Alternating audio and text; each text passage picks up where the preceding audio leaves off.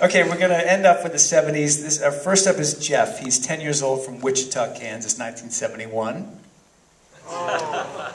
There's a bit of an Is that a yearbook photo? That was his, I think it was like a 7th grade photo. Oh my God. Well, he was 10 years old, so no, it's just a class photo. Yeah, but it's very serious.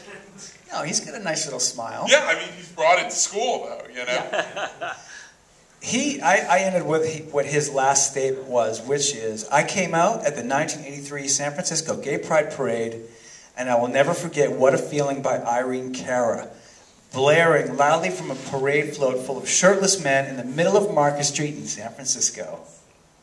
I would love to come out that way. Mine wasn't like that. Next is Andre, 4 years old, from Baton Rouge, Louisiana, 1972. His grandmother made that, you can't tell what it is, but it's a butter container that she crocheted. Grandma made it for him. Andre wrote, in my 12 years of Catholic schooling, just about every report card included the following comment. Andre is a sensitive boy, which was Catholic school code for gay as a daisy.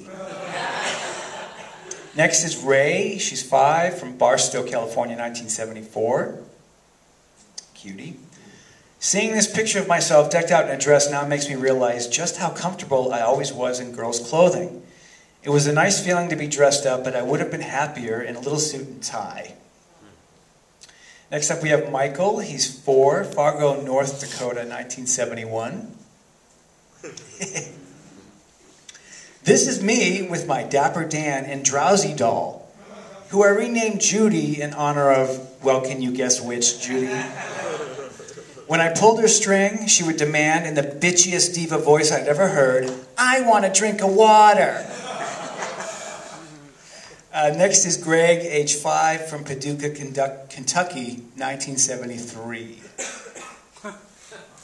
My sister and I got into Grandma's hats, and of course I picked the pink fluffy one. It was the most stylish. A year later, I sent my mother clamoring for the Valium when she asked who I wanted to be for Halloween, and I replied, Batgirl. We have Jeremy, age 6. This is Harrisonburg, Virginia, 1977.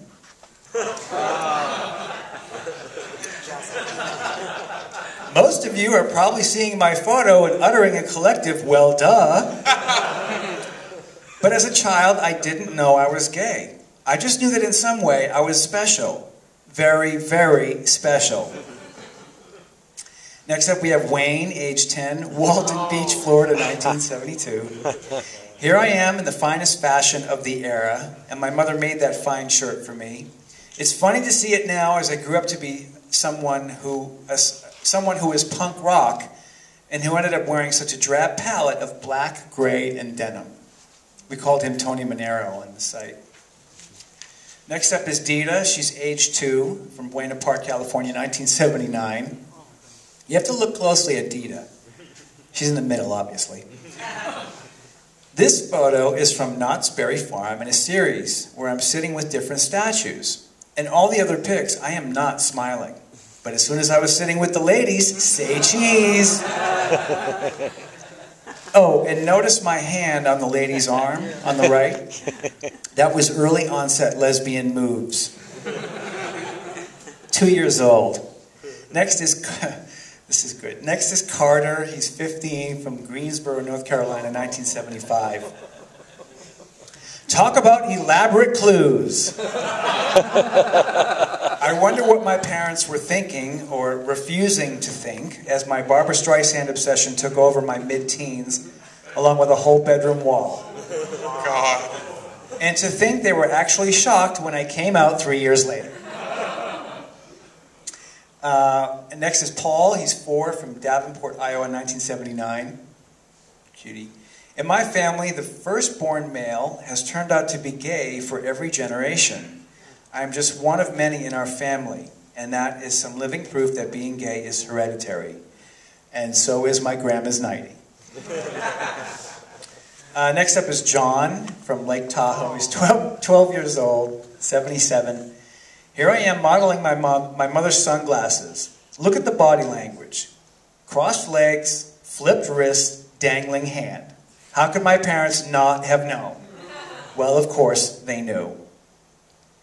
Next we have Jan. She's 8, from Edmond, Oklahoma, 1978. Really thrilled to be there on Christmas morning, as you can see. Jan writes, "The first time I saw Kristen McNichol on TV, my life changed. I just knew that one day I would roller skate up to her in my satin jacket and offer her a piggyback ride. She would jump on and off we'd roll into the sunset, obviously with a rainbow visible in the background.